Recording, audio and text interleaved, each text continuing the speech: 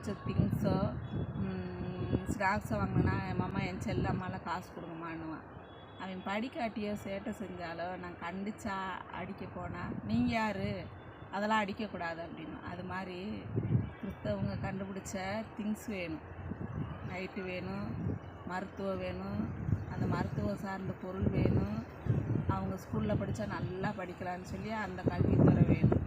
ஆனால் இதையெல்லாம் கண்டுபிடிக்க கொடுத்த அந்த தேவனுடைய அன்பையும் அறிவையும் சொல்ல வந்தால் எங்களை மதம் மாற்றாதீங்க, கூட பிறந்தவங்களுடைய நல்லது கெட்டது கூட போக விடாமல் செய்யாதீங்க அப்படின்னு சொல்கிறீங்க.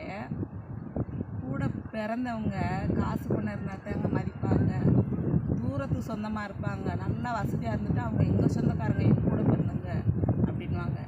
இதே கூட பிறந்தவங்க ஒருத்தவங்க ஏழையாக இருந்து ஒருத்தவங்க நல்லா வசதியாக இருந்தால் அவங்க என் சகோதரன் என் சகோதரின்னு சொல்ல கூச்சப்படுவாங்க. இப்படிப்பட்டவங்களுக்கு தான் நாங்கள் ஆண்டவருடைய அன்பை சொல்கிறோம்.